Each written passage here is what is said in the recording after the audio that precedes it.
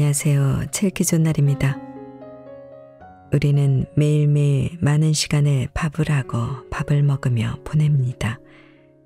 밥하는 시간이 밥 먹는 시간이 행복하지 않은데 우리의 삶이 행복할 수는 없습니다. 혀끝에서 느껴지는 통통한 밥 아래 무게, 쌀 알갱이가 툭 터지며 씹힐 때 입안 가득 빛이 도는 듯 환한 느낌, 베어 물면 사르르 녹는 호박 고구마의 다디단 맛, 감자가 으깨지도록 푹 익혀 먹는 강원도식 고추장 감자찌개, 이른 봄에 씨 뿌리고 물을 주고 햇빛과 비를 받고 자라는 모습을 매일매일 지켜본 생명들이 놓여있는 식탁, 내 손으로 기르고 내 손으로 거둔 생명을 요리에 차린 밥상, 우리가 회복해야 할 밥의 시간입니다. 밥하고 밥 먹는 충만한 시간의 부재는 단지 밥의 부재가 아니라 삶의 부재입니다. 삶의 회복은 자신을 위한 따뜻한 밥의 회복에서 오는 것입니다. 오늘 소개할 책은 김혜련 작가의 삶이 힘드냐고 일상이 물었다. 밥하는 시간입니다.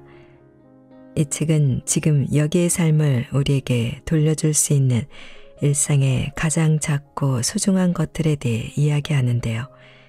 그것은 밥이고 집이고 몸이고 일이고 공부이고 다른 생명과의 관계입니다.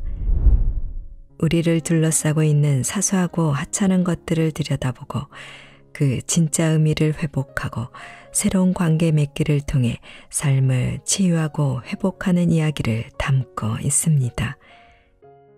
자, 그럼 지금부터 잠시 책 속으로 들어가 보겠습니다. 오늘도 책 읽기 좋은 날과 함께 좋은 시간 보내세요. 구독, 좋아요, 사랑합니다.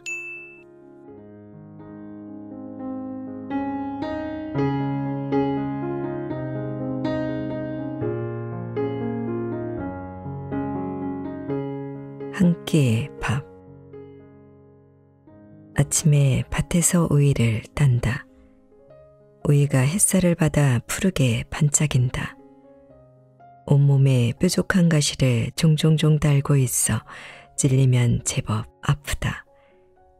꼭지를 가위로 조심스럽게 자른다. 잘린 꼭지에 푸른 물이 맺힌다. 밤 모서리에는 호박이 숨어 있다. 커다란 호박잎 사이를 들추면 숨바꼭질하다가 들킨 아이 마냥 동그랗고 귀여운 애호박이 얼굴을 내민다. 오이 2개, 호박 하나를 따서 부엌으로 들어온다. 흐르는 물에 살짝 씻는다. 까끌까끌하면서도 단단한 오이의 물성이 손 안에 그득하다. 도마에 올려놓고 칼을 대니 팽팽하고 투명한 속살이 사각하는 소리와 함께 갈라진다. 싱그러운 향이 코를 자극한다. 한쪽 집어서 먹는다. 입 안에서 터지는 오이의 연두빛 향기. 갓 딴 애호박이 여름빛을 반짝이며 도마 위에 놓여있다. 칼을 대니 마치 허공을 베듯 칼이 들어가는 느낌도 없다. 채소들도 자신을 보호하는 일종의 피부 같은 보호막이 있어 따거나 썰 때 나름의 저항이 있다. 그런데 오늘 애호박은 아무런 저항도 없이 칼이 그저 쓱 들어간다. 미처 보호막도 만들지 못한 어린 것을 따온 것 같아 가슴이 잠시 철렁한다. 고춧가루를 조금 넣어 오이를 묻히고 새우젓으로 가늘에 호박나무를 한다. 그리고 다시 뒷밭으로 나가 고추 몇 개와 쌈 채소들을 따온다. 2월의 식탁은 달고 풍성하다. 막 맛이 들기 시작한 고추는 매콤하면서도 달콤하고 상추나 케일 같은 쌈 채소들도 달다. 몇 년 동안 농사지은 채소를 먹으며 알게 된 것이 있다. 비료로 뻥튀기 하듯 키우지 않고 제 힘으로 자란 채소들은 뒷맛이 다 달다는 거다. 처음엔 그 사실이 잘 믿기지 않으면서 신기했다. 고추가 달콤하네. 어머나, 상추가 이리도 달았단 말이야. 채소들은 조금씩 입에 넣고 천천히 오래 씹는다. 입안 가득 신선하고도 단맛이 차오른다. 이른 봄에 씨 뿌리고 물을 주고 햇빛과 비를 받고 자라는 모습을 매일매일 지켜본 생명들이 놓여있는 식탁. 내 손으로 기르고 내 손으로 거둔 생명을 요리해 차린 밥상. 이 밥을 먹으면서 언젠가부터 내가 든든해지고 있다고 느낀다. 스스로가 소중한 느낌이 든다. 처음 느껴보는 생경하면서도 가슴 벅찬 기분. 그토록 막막하고 공허했던 삶이 어쩌면 아무렇게나 먹은 밥과 깊은 관련이 있을지도 모른다. 밥 먹기를 그리 허술이하면서 삶이 풍성하길 바랐다니. 밥경전. 평생 허공에 뜬 황망한 삶이 함부로 먹은 밥, 씹지 않고 넘긴 밥, 뒤통수 맞으며 먹은 밥, 물 말아 먹은 쉰밥, 억지로 한 밥, 건성으로 한 밥, 분노로 한 밥, 지겨워하며 한 밥, 울면서 한 밥, 타인의 수고로 먹은 밥, 돈으로 한 밥, 돈 주고 먹은 싸구려 밥. 밥들의 역사였다는 것이 오늘 아침 한 그릇 밥에 말갛게 드러나네. 스스로를 위해 정성 들여 지은 따뜻한 밥 한 그릇이 몽글몽글 피어내는 밥의 설법.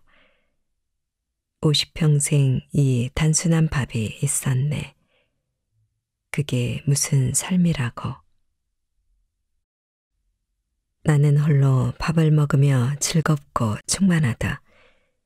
이 먹을거리들이 어디서 왔는지 분명히 알 때 공감과 애정의 유대가 생긴다. 내 밭에서 내 손으로 기른 생명들은 나의 일부이기도 하다. 그래서 홀로 밥 먹는 것이 유대와 공감의 따스한 자리가 된다. 밥을 정성스럽게 해서 소박하고 아름다운 그릇에 담는다.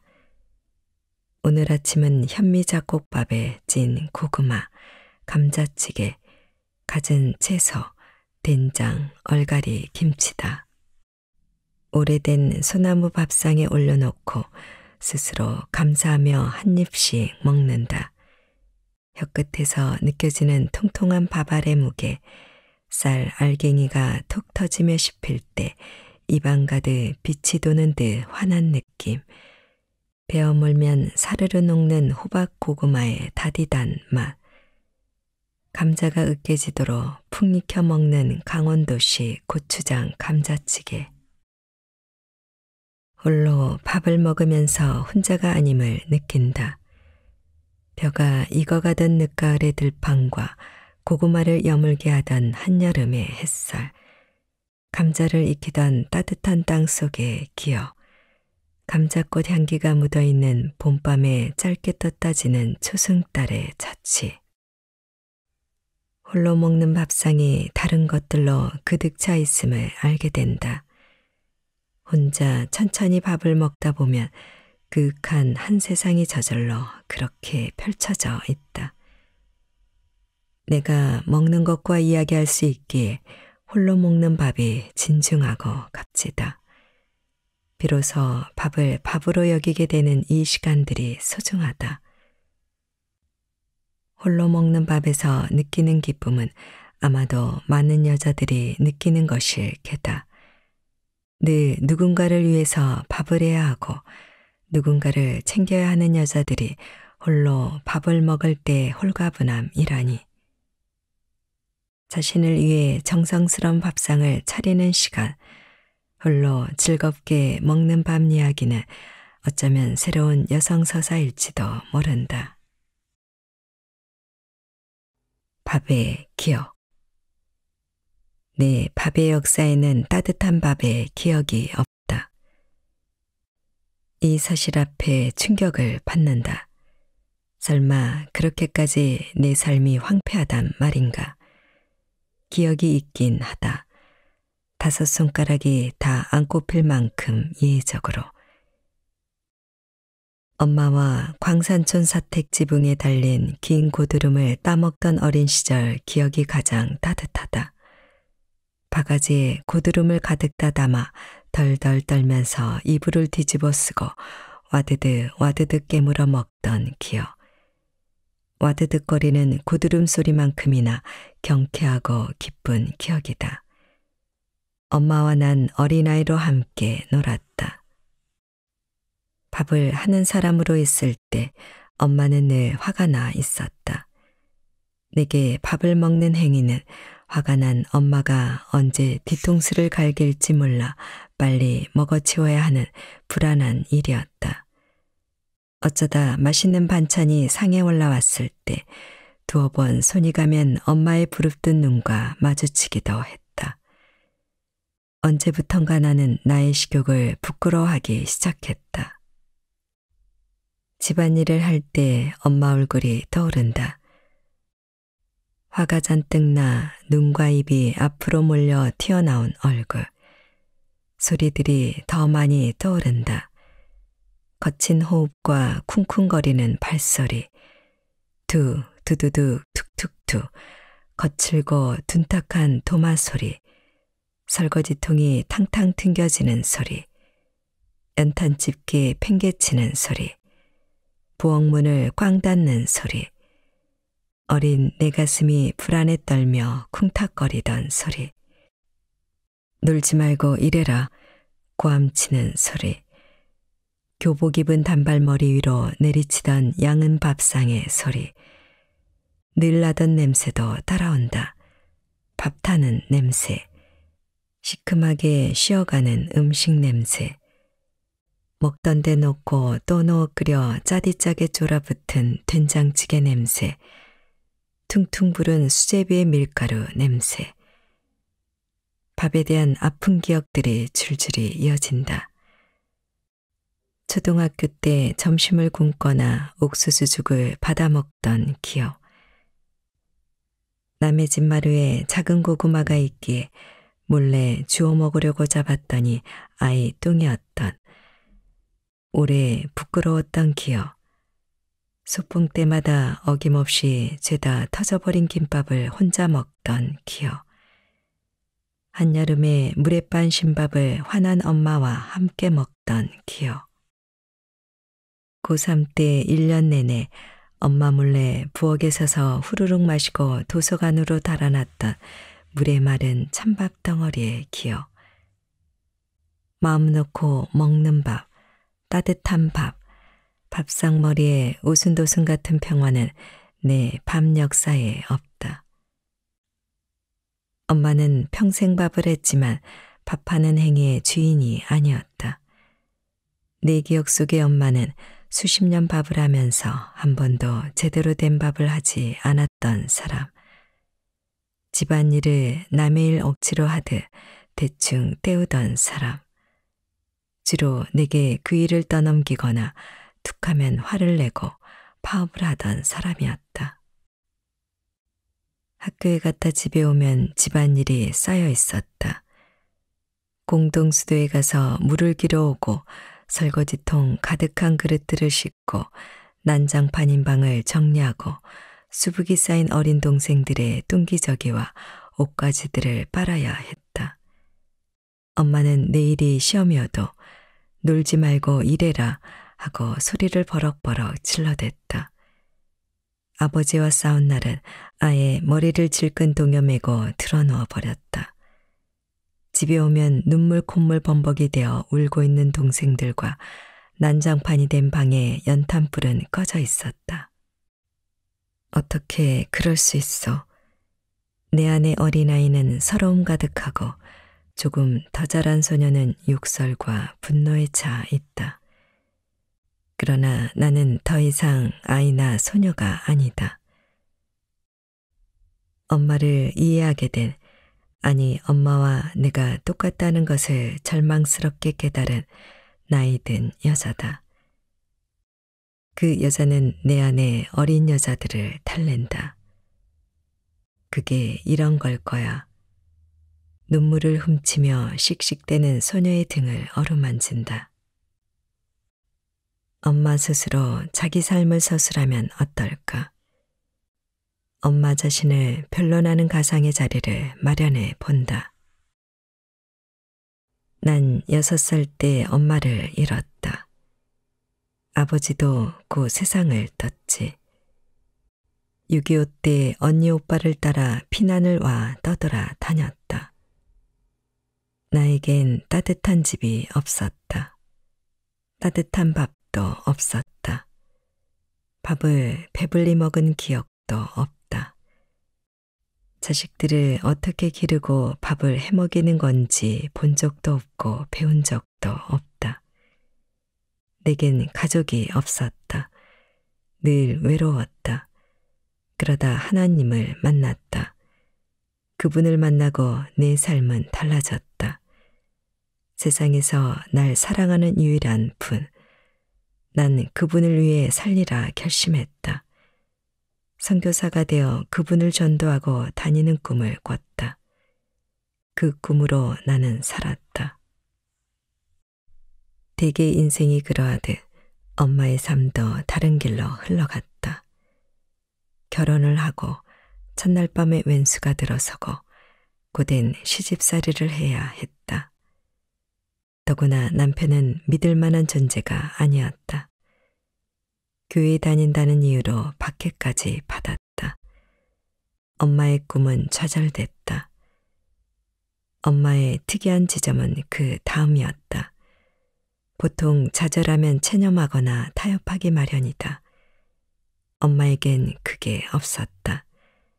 체념이나 타협이라는 말은 엄마 인생 사전에 없었다.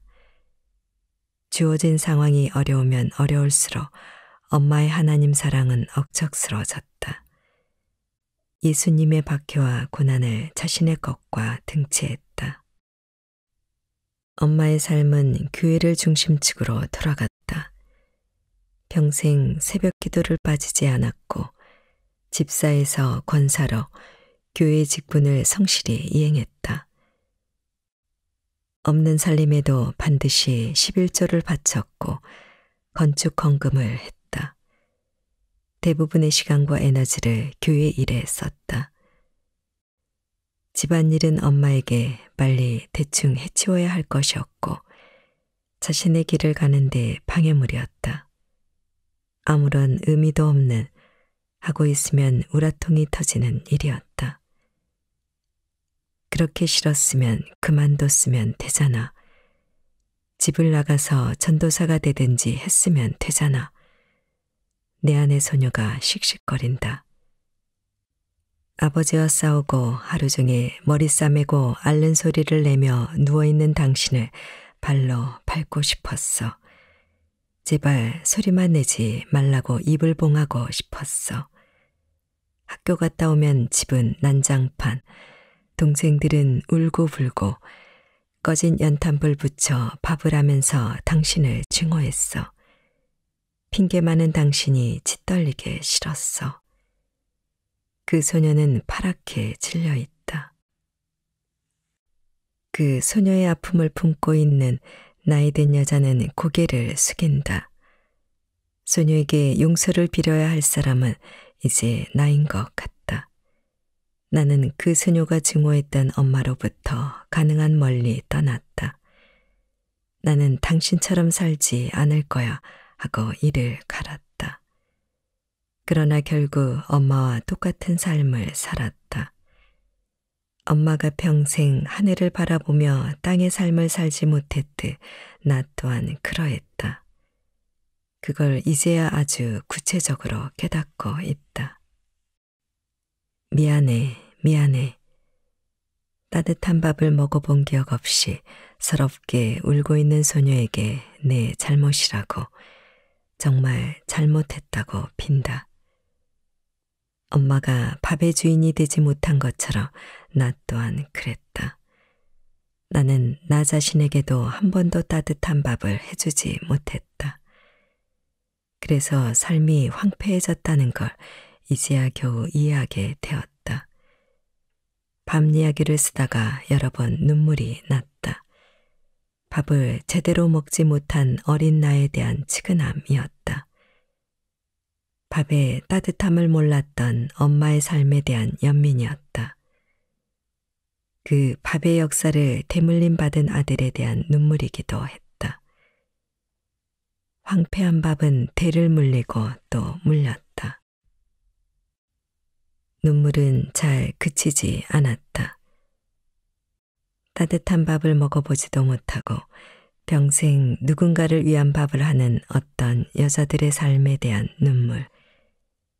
밥하는 일이 일방적 의무로 지워져 때로는 밥을 지긋지긋한 것으로 여길 수밖에 없는 숱한 여자들을 향한 눈물이기도 했다. 자신의 밥에 대해 무어라 말할 수 있는 언어를 갖지 못한 사람들. 밥이 부끄러움이나 지옥인 보이지 않는 얼굴들, 보이지 않아 없는 취급을 받는 경험들을 향한 눈물이기도 했다. 나는 세상의 서럽고 황폐한 밥을 향해 곡비처럼 울고 또 울었다. 밥 먹는 시간. 아침에 식구들은 제각각 밥을 먹었다. 아빠는 아침 드라마를 보며 서서 밥을 먹고 초등학교 6학년 딸은 부엌과 거실을 왔다 갔다 하며 서서 밥을 먹었다. 그들이 밥을 각자 먹고 난 뒤 엄마는 대충 설거지거리를 정리하고 밥을 들고 방으로 들어가 역시 TV를 보며 먹었다. TV 속 드라마는 아주 끔찍한 거짓을 태연하게 연출하는 어떤 여자와 그 일을 당하는 사람들의 분노로 격렬했다. 그런 화면을 보면서 밥을 먹다가 먼저 나가는 딸의 인사를 받으며 잘 갔다 오라고 반은 현관을 향해 반은 TV를 향해 서서 말했다. 나도 덩달아 TV를 보다가 집을 나가는 조카에게 건성으로 대충 인사를 했다. 나는 TV 속 상황에 빨려 들어가 현실에 있으면서도 현실 감각을 잃어버린 이상한 상태에 놓여 있다. 현실과 드라마가 얽히고 보는 것과 먹는 것과 보고 듣는 것이 얽히고 앉는 것과 서는 것이 잘 분간이 안 간다. 몸도 마음도 뒤숭숭한 채로 공중에 붕 떠 밥을 먹는 건지 드라마를 보는 건지 모르는 채로 밥을 먹었다. 그리고 허둥지둥 출근하는 동생 부부를 따라 나도 허둥지둥 그 집을 나왔다. 도시에서 바쁘게 생활하는 사촌동생 집에서 하룻밤 자고 아침을 먹은 날의 일이다. 내가 직장 생활을 할 때가 떠올랐다. 아침 시간은 1분을 다투는 바쁘기 짝이 없는 시간이다. 도대체 밥을 먹는 건지 흡입을 하는 건지 모르겠다. 동생의 말대로 먹는다는 행위에 아무런 의미도 주어지지 않았다. 게다가 그 집 식구들은 아침 드라마를 즐겨서 TV까지 봐야 하니 더더욱 먹는 행위가 아무것도 아닌 행위였다. 내가 밥 먹는 행위에 대해 의식하게 된 것은 30대 초반의 일이다. 위가 아파 병원에 갔더니 의사는 그렇게 밥을 안 씻고 계속 먹으면 위가 다 헐고 위하수가 되어 고생을 심하게 한다고 했다.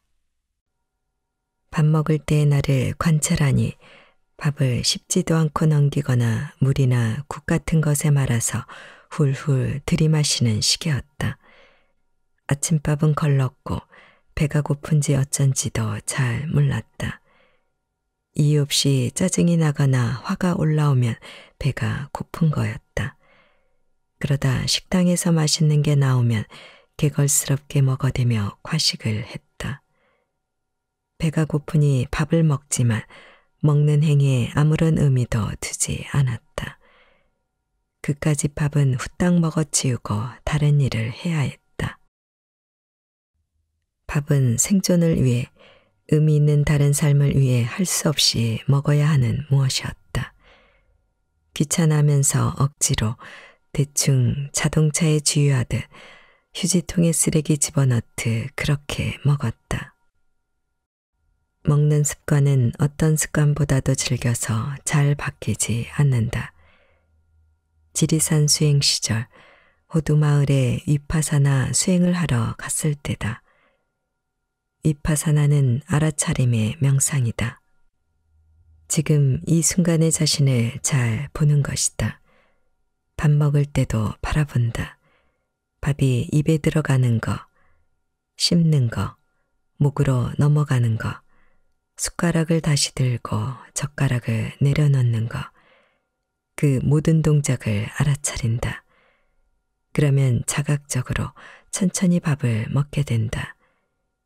그러나 아무리 바라봐도 목구멍 저 안쪽에 무슨 허기진 짐승이 살고 있어 음식이 들어오자마자 개걸스럽게 끌어당기는 것 같았다. 한 입 가득 떠넣은 음식은 들어가자마자 목구멍으로 꿀꺽 넘어갔다. 애미 차려주는 정성스런 밥상 앞에서도 나의 밥 먹는 태도는 감출 수 없이 드러났다. 겉으로는 천천히 밥을 잘 먹고 있는 것 같아도 안에서 허겁지겁하는 태도가 그의 정갈하고 아름다운 밥상에 고스란히 비쳤다. 게다가 아무렇게나 먹는 태도를 더 이상 받아들이지 못하는 위 때문에 나는 계속 괴로웠다. 위가 고통을 호소하면 그제야 어쩔 수 없이 밥 먹는 태도를 바꿨다. 아주 천천히 조금씩 오래 음식을 씹어야 하고 오롯이 먹는 것에 집중해야 했다. 어떻게 먹어야 하는가는 더 이상 피할 수 없는 질문이 되었다. 어떻게 먹을 것인가라는 질문은 아주 다른 차원의 밥을 보여준다. 아무렇게나 먹는 밥, 서서 대충 먹는 밥, TV나 핸드폰 보면서 먹는 밥, 허겁지겁 먹는 밥, 꾸역꾸역 먹는 밥. 이때 밥은 아마도 자동차에 연료를 넣는 의미 이상은 못 될 것이다. 그럴 때 나의 삶은 자동차나 기계가 된다. 대충 먹는 밥은 대충 사는 삶이다. 허겁지겁 먹는 밥은 허겁지겁 사는 삶이다. 잡식동물의 딜레마를 쓴 마이클 폴란 같은 사람은 엉뚱하게도 음식을 먹어라, 식사를 하라고 권한다. 누구나 음식을 먹고 누구나 식사를 하는 것 같은데 그게 아니라는 거다. 현대 미국인들은 음식이 아닌 상품을 먹고 식사가 아닌 식사를 한다. TV를 보거나 운전이나 다른 일을 하면서 우물거리고 있다. 우리 또한 그리 다르지 않다. 성공지향적인 사회, 더 많은 시간 일하는 사회는 패스트푸드를 먹으며 패스트라이프라는 어리석음에 사로잡혀 있는 사회다. 빨리빨리 먹고 빨리빨리 살아야 한다. 얼마 전 시사인은 굶고 때우고 견디는 청년 흑밥 보고서를 연속으로 다루었다. 청년들은 수중에 돈이 떨어졌을 때 제일 먼저 먹는 것을 포기했다. 통신비나 사회생활비를 줄이기 싫고 먹는 것을 줄였다. 만화가 김보통의 이야기가 나오는데 그도 백수가 되었을 때 가장 먼저 줄인 게 식비였다. 어느 날 그는 팬티바람으로 부엌에 서서 식빵에서 곰팡이를 뜯어내고 착실하게 스스로의 존엄을 바닥에 내려놓고 있는 자신을 보았다. 아이고, 노인네가 영양실조라 병원 가서 능겔 맞고 왔어요. 밥을 안 해 먹어요, 밥을. 꽃도 가꾸고 밭일도 하면서 밥은 왜 안 해 먹는지 몰라.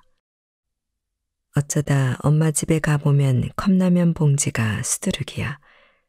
밥해 먹일 자식들이 없으니 대충 드시는 거야. 그러지 마시라 해도 안 돼. 평생 배인 습관이라 저러다 병이라도 나면 어쩌나 걱정이 돼. 친구들이 자신의 어머니를 보면서 하는 한탄이다. 어머니들은 평생 밥을 했지만 자신을 위해 밥 한 끼 오롯하게 올려본 경험이 없다. 남편이나 자식을 위해 밥을 하다가 자식이 집을 떠나고 남편이 먼저 죽으면 나이 든 여자들은 제대로 안 먹거나 아무렇게나 먹거나 한다. 평생 밥을 해먹였는데 자신을 먹일 밥을 할 줄 모른다. 성공하기 위해서 바빠서 할 일이 많아서 가난해서 젊어서 늙어서 홀로라서 대충 먹고 산다. 스스로의 존엄을 내려놓으면서 한 사회가 그렇게 흘러가는 것은 재앙에 가깝다. 압력밥솥 뚜껑을 열고 김이 막 오르는 밥을 나무 주걱으로 살살 젓는다. 먹빛이 도는 자그마한 자기 그릇에 소복이 담는다. 현미잡곡밥에 들깨 미역국, 두부구이, 김치, 식탁에 단정히 앉아 손을 모아 감사드린다. 한 입씩 먹는다. 현미밥은 오래 씹을수록 단맛이 난다. 밥이 다 넘어가면 국을 뜬다. 미역의 미끌미끌한 느낌과 들깨의 고소한 향이 입안을 가득 채운다. 현미 위에 구운 따끈한 두부의 말랑하면서도 쫄깃한 맛, 약간 신김치의 툭 쏘는 알싸한 맛을 느끼면서 천천히 먹는다. 저무는 햇살이 갓 튀겨낸 튀김처럼 투명하게 바삭거린다.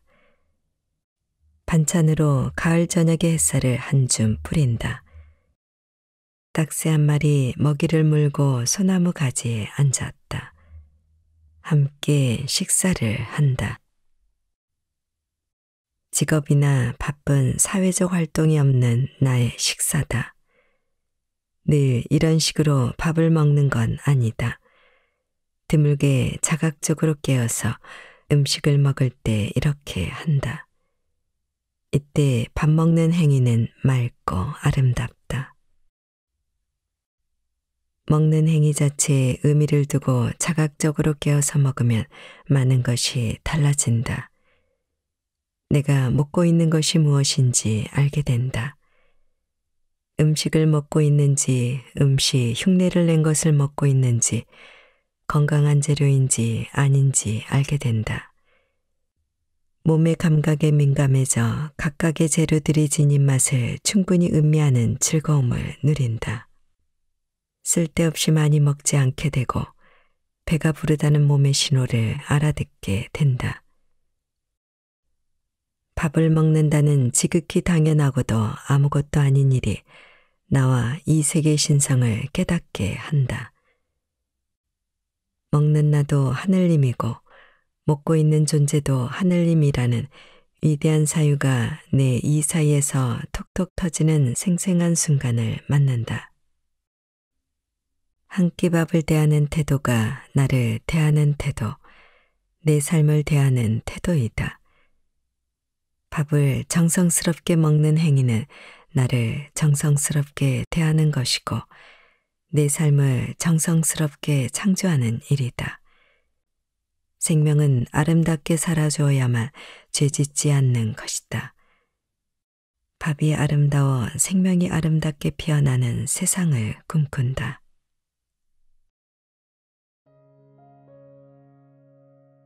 지금부터 한 번 더 읽어드리겠습니다. 편안한 시간 되세요.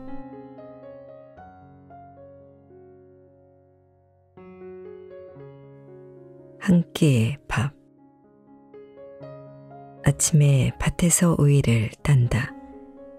우위가 햇살을 받아 푸르게 반짝인다. 온몸에 뾰족한 가시를 종종종 달고 있어 찔리면 제법 아프다. 꼭지를 가위로 조심스럽게 자른다. 잘린 꼭지에 푸른 물이 맺힌다. 밤 모서리에는 호박이 숨어 있다. 커다란 호박잎 사이를 들추면 숨바꼭질하다가 들킨 아이 마냥 동그랗고 귀여운 애호박이 얼굴을 내민다. 오이 2개, 호박 하나를 따서 부엌으로 들어온다. 흐르는 물에 살짝 씻는다. 까끌까끌하면서도 단단한 오이의 물성이 손 안에 그득하다. 도마에 올려놓고 칼을 대니 팽팽하고 투명한 속살이 사각하는 소리와 함께 갈라진다. 싱그러운 향이 코를 자극한다. 한쪽 집어서 먹는다. 입 안에서 터지는 오이의 연두빛 향기. 갓 단 애호박이 여름빛을 반짝이며 도마 위에 놓여있다. 칼을 대니 마치 허공을 베듯 칼이 들어가는 느낌도 없다. 채소들도 자신을 보호하는 일종의 피부 같은 보호막이 있어 따거나 썰 때 나름의 저항이 있다. 그런데 오늘 애호박은 아무런 저항도 없이 칼이 그저 쓱 들어간다. 미처 보호막도 만들지 못한 어린 것을 따온 것 같아 가슴이 잠시 철렁한다. 고춧가루를 조금 넣어 오이를 묻히고 새우젓으로 가늘에 호박나무를 한다. 그리고 다시 뒷밭으로 나가 고추 몇 개와 쌈 채소들을 따온다. 2월의 식탁은 달고 풍성하다. 막 맛이 들기 시작한 고추는 매콤하면서도 달콤하고 상추나 케일 같은 쌈 채소들도 달다. 몇 년 동안 농사지은 채소를 먹으며 알게 된 것이 있다. 비료로 뻥튀기 하듯 키우지 않고 제 힘으로 자란 채소들은 뒷맛이 다 달다는 거다.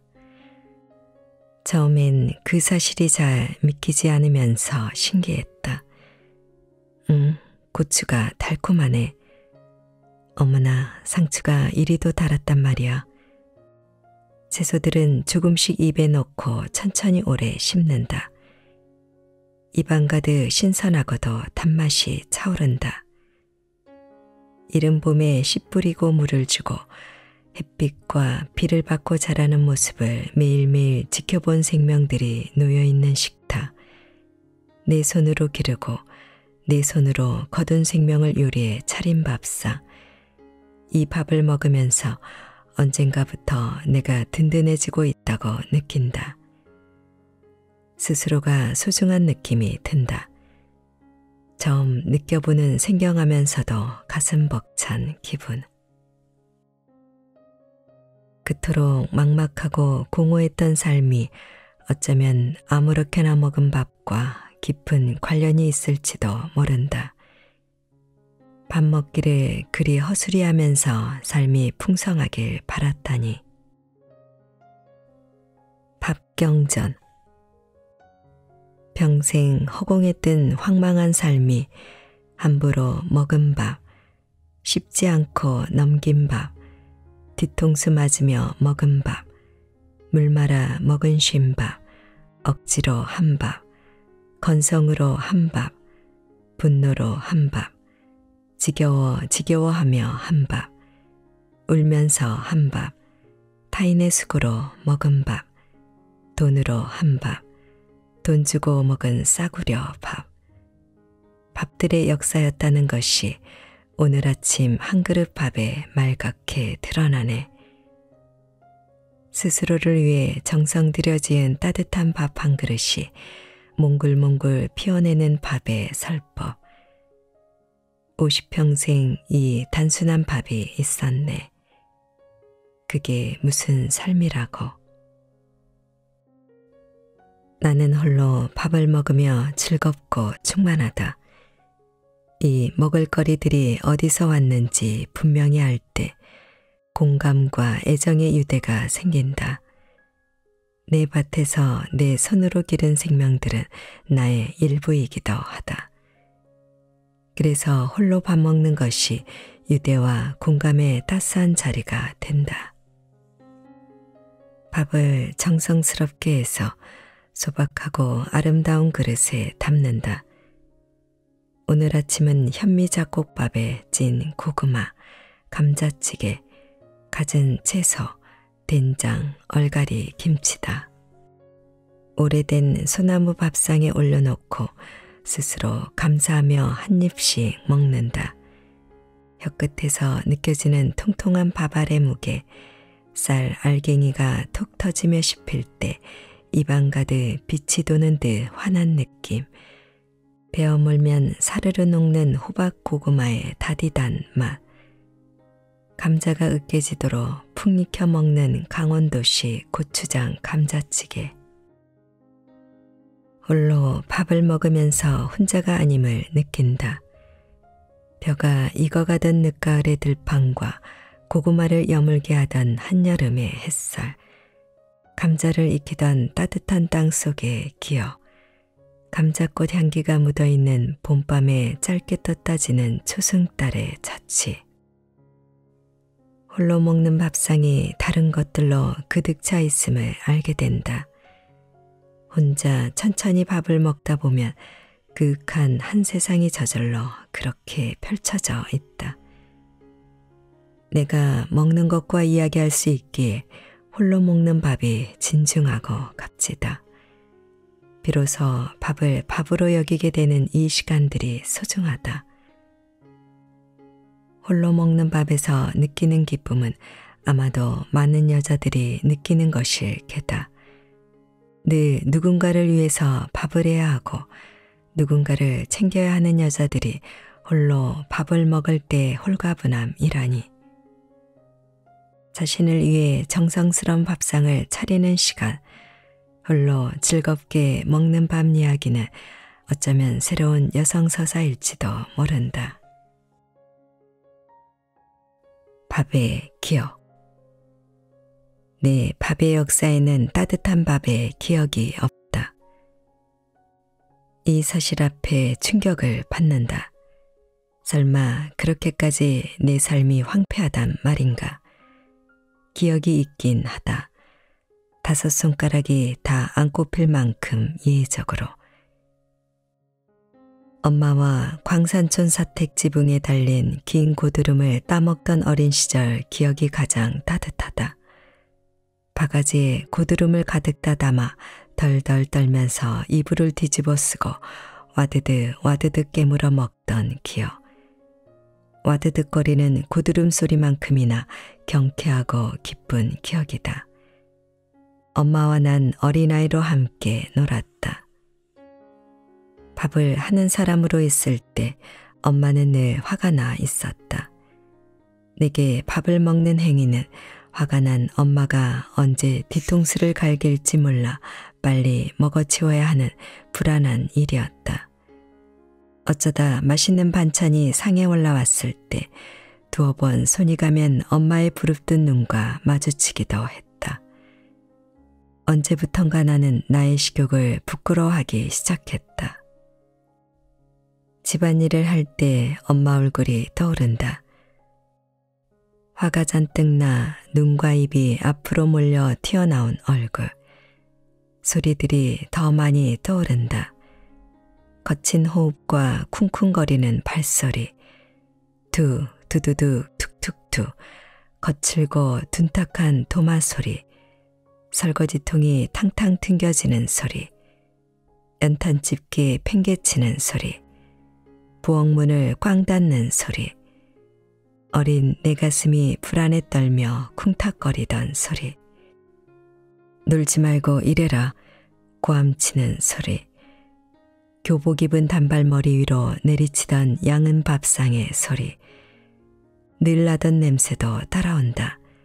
밥 타는 냄새. 시큼하게 쉬어가는 음식 냄새. 먹던 데 놓고 또 넣어 끓여 짜디짜게 졸아붙은 된장찌개 냄새. 퉁퉁 부른 수제비의 밀가루 냄새. 밥에 대한 아픈 기억들이 줄줄이 이어진다. 초등학교 때 점심을 굶거나 옥수수죽을 받아 먹던 기억. 남의 집 마루에 작은 고구마가 있기에 몰래 주워 먹으려고 잡았더니 아이 뚱이었던. 오래 부끄러웠던 기억. 소풍 때마다 어김없이 죄다 터져버린 김밥을 혼자 먹던 기억. 한여름에 물에 빤 신밥을 환한 엄마와 함께 먹던 기억. 고3 때 1년 내내 엄마 몰래 부엌에 서서 후루룩 마시고 도서관으로 달아났던 물에 마른 찬밥 덩어리의 기억. 마음 놓고 먹는 밥, 따뜻한 밥, 밥상머리에 오순도순 같은 평화는 내 밤 역사에 없다. 엄마는 평생 밥을 했지만 밥하는 행위의 주인이 아니었다. 내 기억 속의 엄마는 수십 년 밥을 하면서 한 번도 제대로 된 밥을 하지 않았던 사람. 집안일을 남의 일 억지로 하듯 대충 때우던 사람. 주로 내게 그 일을 떠넘기거나 툭하면 화를 내고 파업을 하던 사람이었다.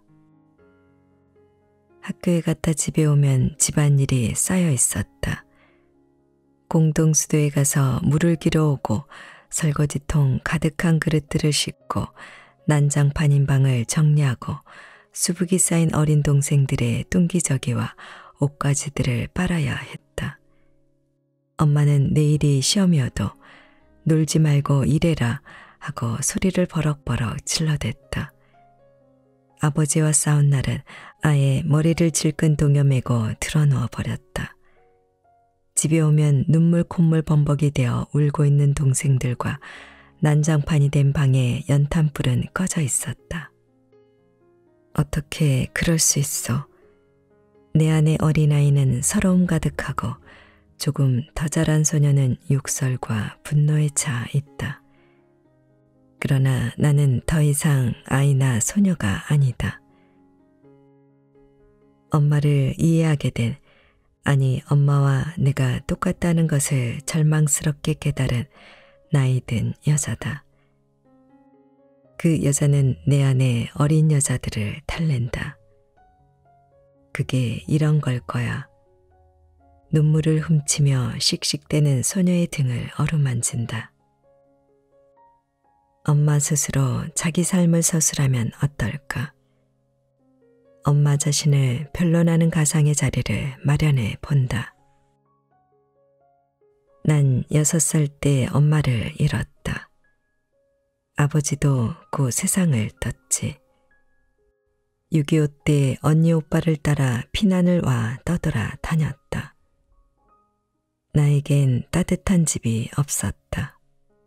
따뜻한 밥도 없었다. 밥을 배불리 먹은 기억도 없다. 자식들을 어떻게 기르고 밥을 해먹이는 건지 본 적도 없고 배운 적도 없다. 내겐 가족이 없었다. 늘 외로웠다. 그러다 하나님을 만났다. 그분을 만나고 내 삶은 달라졌다. 세상에서 날 사랑하는 유일한 분, 난 그분을 위해 살리라 결심했다. 선교사가 되어 그분을 전도하고 다니는 꿈을 꿨다. 그 꿈으로 나는 살았다. 대개 인생이 그러하듯 엄마의 삶도 다른 길로 흘러갔다. 결혼을 하고 첫날 밤에 왼수가 들어서고 고된 시집살이를 해야 했다. 더구나 남편은 믿을 만한 존재가 아니었다. 교회 다닌다는 이유로 박해까지 받았다. 엄마의 꿈은 좌절됐다. 엄마의 특이한 지점은 그 다음이었다. 보통 좌절하면 체념하거나 타협하기 마련이다. 엄마에겐 그게 없었다. 체념이나 타협이라는 말은 엄마 인생 사전에 없었다.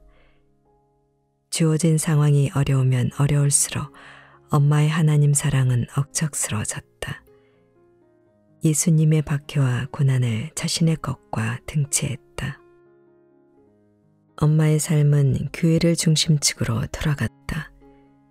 평생 새벽 기도를 빠지지 않았고 집사에서 권사로 교회 직분을 성실히 이행했다. 없는 살림에도 반드시 11조를 바쳤고 건축 헌금을 했다. 대부분의 시간과 에너지를 교회 일에 썼다. 집안일은 엄마에게 빨리 대충 해치워야 할 것이었고 자신의 길을 가는데 방해물이었다. 아무런 의미도 없는 하고 있으면 우라통이 터지는 일이었다. 그렇게 싫었으면 그만뒀으면 되잖아. 집을 나가서 전도사가 되든지 했으면 되잖아. 내 안의 소녀가 씩씩거린다. 아버지와 싸우고 하루 종일 머리 싸매고 앓는 소리를 내며 누워있는 당신을 발로 밟고 싶었어. 제발 소리만 내지 말라고 입을 봉하고 싶었어. 학교 갔다 오면 집은 난장판, 동생들은 울고불고 꺼진 연탄불 붙여 밥을 하면서 당신을 증오했어. 핑계 많은 당신이 짓떨리게 싫었어. 그 소녀는 파랗게 질려있다. 그 소녀의 아픔을 품고 있는 나이든 여자는 고개를 숙인다. 소녀에게 용서를 빌어야 할 사람은 이제 나인 것 같다. 나는 그 소녀가 증오했던 엄마로부터 가능한 멀리 떠났다. 나는 당신처럼 살지 않을 거야 하고 이를 갈았다. 그러나 결국 엄마와 똑같은 삶을 살았다. 엄마가 평생 하늘을 바라보며 땅의 삶을 살지 못했듯 나 또한 그러했다. 그걸 이제야 아주 구체적으로 깨닫고 있다. 미안해, 미안해.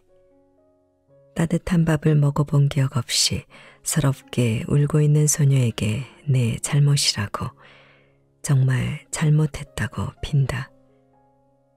엄마가 밥의 주인이 되지 못한 것처럼 나 또한 그랬다. 나는 나 자신에게도 한 번도 따뜻한 밥을 해주지 못했다. 그래서 삶이 황폐해졌다는 걸 이제야 겨우 이해하게 되었다. 밤 이야기를 쓰다가 여러 번 눈물이 났다. 밥을 제대로 먹지 못한 어린 나에 대한 측은함이었다. 밥의 따뜻함을 몰랐던 엄마의 삶에 대한 연민이었다. 그 밥의 역사를 대물림 받은 아들에 대한 눈물이기도 했다. 황폐한 밥은 대를 물리고 또 물렸다. 눈물은 잘 그치지 않았다. 따뜻한 밥을 먹어보지도 못하고 평생 누군가를 위한 밥을 하는 어떤 여자들의 삶에 대한 눈물. 밥하는 일이 일방적 의무로 지어져 때로는 밥을 지긋지긋한 것으로 여길 수밖에 없는 숱한 여자들을 향한 눈물이기도 했다. 자신의 밥에 대해 무어라 말할 수 있는 언어를 갖지 못한 사람들.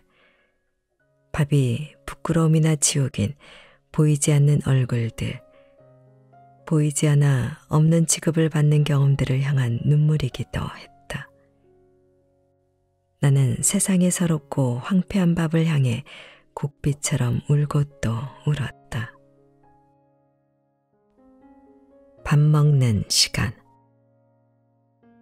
아침에 식구들은 제각각 밥을 먹었다.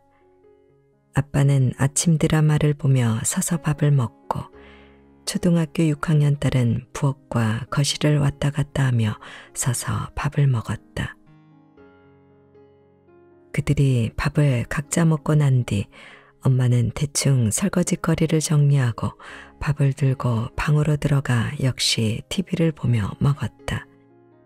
TV 속 드라마는 아주 끔찍한 거짓을 태연하게 연출하는 어떤 여자와 그 일을 당하는 사람들의 분노로 격렬했다. 그런 화면을 보면서 밥을 먹다가 먼저 나가는 딸의 인사를 받으며 잘 갔다 오라고 반은 현관을 향해 반은 TV를 향해 서서 말했다. 나도 덩달아 TV를 보다가 집을 나가는 조카에게 건성으로 대충 인사를 했다. 나는 TV 속 상황에 빨려 들어가 현실에 있으면서도 현실 감각을 잃어버린 이상한 상태에 놓여 있다. 현실과 드라마가 얽히고 보는 것과 먹는 것과 보고 듣는 것이 얽히고 앉는 것과 서는 것이 잘 분간이 안 간다. 몸도 마음도 뒤숭숭한 채로 공중에 붕떠 밥을 먹는 건지 드라마를 보는 건지 모르는 채로 밥을 먹었다. 그리고 허둥지둥 출근하는 동생 부부를 따라 나도 허둥지둥 그 집을 나왔다. 도시에서 바쁘게 생활하는 사촌 동생 집에서 하룻밤 자고 아침을 먹은 날의 일이다. 내가 직장 생활을 할 때가 떠올랐다. 아침 시간은 1분을 다투는 바쁘기 짝이 없는 시간이다. 도대체 밥을 먹는 건지 흡입을 하는 건지 모르겠다. 동생의 말대로 먹는다는 행위에 아무런 의미도 주어지지 않았다. 게다가 그 집 식구들은 아침 드라마를 즐겨서 TV까지 봐야 하니 더더욱 먹는 행위가 아무것도 아닌 행위였다. 내가 밥 먹는 행위에 대해 의식하게 된 것은 30대 초반의 일이다. 위가 아파 병원에 갔더니 의사는 그렇게 밥을 안 씻고 계속 먹으면 위가 다 헐고 위하수가 되어 고생을 심하게 한다고 했다. 밥 먹을 때의 나를 관찰하니 밥을 씹지도 않고 넘기거나 물이나 국 같은 것에 말아서 훌훌 들이마시는 시기였다. 아침밥은 걸렀고 배가 고픈지 어쩐지도 잘 몰랐다. 이유 없이 짜증이 나거나 화가 올라오면 배가 고픈 거였다. 그러다 식당에서 맛있는 게 나오면 개걸스럽게 먹어대며 과식을 했다.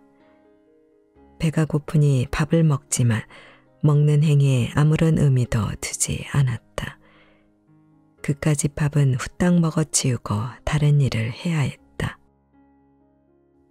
밥은 생존을 위해 의미 있는 다른 삶을 위해 할 수 없이 먹어야 하는 무엇이었다. 귀찮아하면서 억지로 대충 자동차에 주유하듯 휴지통에 쓰레기 집어넣듯 그렇게 먹었다. 먹는 습관은 어떤 습관보다도 즐겨서 잘 바뀌지 않는다. 지리산 수행 시절 호두마을에 위파사나 수행을 하러 갔을 때다. 위파사나는 알아차림의 명상이다. 지금 이 순간의 자신을 잘 보는 것이다. 밥 먹을 때도 바라본다.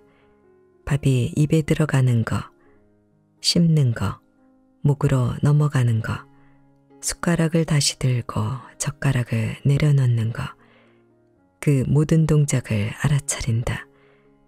그러면 자각적으로 천천히 밥을 먹게 된다. 그러나 아무리 바라봐도 목구멍 저 안쪽에 무슨 허기진 짐승이 살고 있어 음식이 들어오자마자 개걸스럽게 끌어당기는 것 같았다. 한 입 가득 떠넣은 음식은 들어가자마자 목구멍으로 꿀꺽 넘어갔다. 애미 차려주는 정성스런 밥상 앞에서도 나의 밥 먹는 태도는 감출 수 없이 드러났다.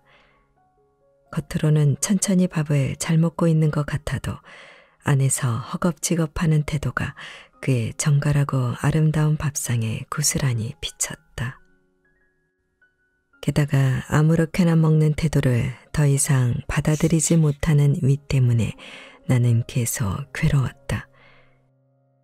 위가 고통을 호소하면 그제야 어쩔 수 없이 밥 먹는 태도를 바꿨다. 아주 천천히 조금씩 오래 음식을 씹어야 하고 오롯이 먹는 것에 집중해야 했다. 어떻게 먹어야 하는가는 더 이상 피할 수 없는 질문이 되었다. 어떻게 먹을 것인가라는 질문은 아주 다른 차원의 밥을 보여준다.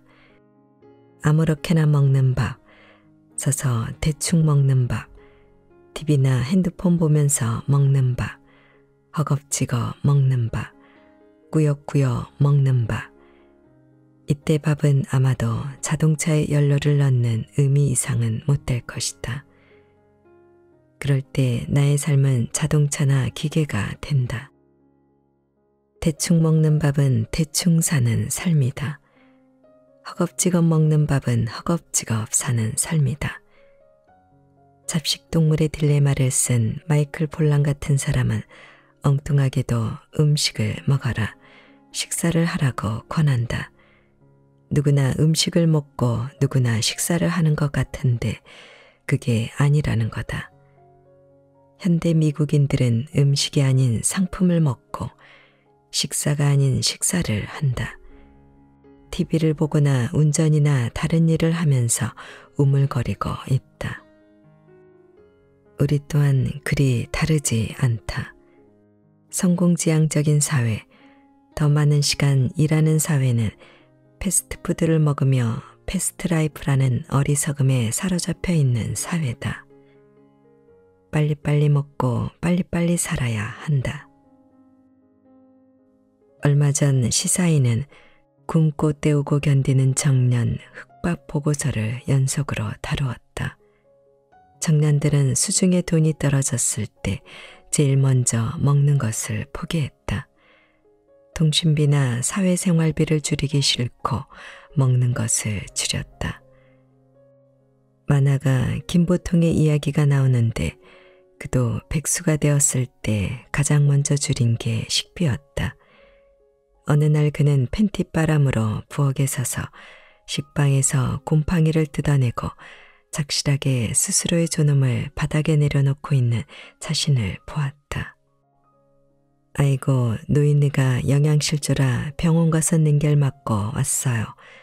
밥을 안 해 먹어요, 밥을. 꽃도 가꾸고 밭일도 하면서 밥은 왜 안 해 먹는지 몰라. 어쩌다 엄마 집에 가보면 컵라면 봉지가 수두룩이야. 밥해 먹일 자식들이 없으니 대충 드시는 거야. 그러지 마시라 해도 안 돼. 평생 배인 습관이라 저러다 병이라도 나면 어쩌나 걱정이 돼. 친구들이 자신의 어머니를 보면서 하는 한탄이다. 어머니들은 평생 밥을 했지만 자신을 위해 밥 한 끼 오롯하게 올려본 경험이 없다. 남편이나 자식을 위해 밥을 하다가 자식이 집을 떠나고 남편이 먼저 죽으면 나이 든 여자들은 제대로 안 먹거나 아무렇게나 먹거나 한다. 평생 밥을 해 먹였는데 자신을 먹일 밥을 할 줄 모른다. 성공하기 위해서 바빠서 할 일이 많아서 가난해서 젊어서 늙어서 홀로라서 대충 먹고 산다. 스스로의 존엄을 내려놓으면서 한 사회가 그렇게 흘러가는 것은 재앙에 가깝다. 압력밥솥 뚜껑을 열고 김이 막 오르는 밥을 나무 주걱으로 살살 젓는다. 먹빛이 도는 자그마한 자기 그릇에 소복이 담는다. 현미 잡곡밥에 들깨 미역국, 두부구이, 김치, 식탁에 단정히 앉아 손을 모아 감사드린다. 한 입씩 먹는다. 현미밥은 오래 씹을수록 단맛이 난다. 밥이 다 넘어가면 국을 뜬다. 미역의 미끌미끌한 느낌과 들깨의 고소한 향이 입안을 가득 채운다. 현미 위에 구운 따끈한 두부의 말랑하면서도 쫄깃한 맛, 약간 신김치에 툭 쏘는 알싸한 맛을 느끼면서 천천히 먹는다. 저무는 햇살이 갓 튀겨낸 튀김처럼 투명하게 바삭거린다. 반찬으로 가을 저녁의 햇살을 한 줌 뿌린다. 딱새 한 마리 먹이를 물고 소나무 가지에 앉았다. 함께 식사를 한다. 직업이나 바쁜 사회적 활동이 없는 나의 식사다. 늘 이런 식으로 밥을 먹는 건 아니다. 드물게 자각적으로 깨어서 음식을 먹을 때 이렇게 한다. 이때 밥 먹는 행위는 맑고 아름답다. 먹는 행위 자체에 의미를 두고 자각적으로 깨어서 먹으면 많은 것이 달라진다. 내가 먹고 있는 것이 무엇인지 알게 된다. 음식을 먹고 있는지, 음식 흉내를 낸 것을 먹고 있는지, 건강한 재료인지 아닌지 알게 된다. 몸의 감각에 민감해져 각각의 재료들이 지닌 맛을 충분히 음미하는 즐거움을 누린다. 쓸데없이 많이 먹지 않게 되고 배가 부르다는 몸의 신호를 알아듣게 된다. 밥을 먹는다는 지극히 당연하고도 아무것도 아닌 일이 나와 이 세계 신성을 깨닫게 한다. 먹는 나도 하늘님이고 먹고 있는 존재도 하늘님이라는 위대한 사유가 내 이 사이에서 톡톡 터지는 생생한 순간을 맞는다. 한 끼 밥을 대하는 태도가 나를 대하는 태도, 내 삶을 대하는 태도이다. 밥을 정성스럽게 먹는 행위는 나를 정성스럽게 대하는 것이고 내 삶을 정성스럽게 창조하는 일이다. 생명은 아름답게 살아주어야만 죄짓지 않는 것이다. 밥이 아름다워 생명이 아름답게 피어나는 세상을 꿈꾼다.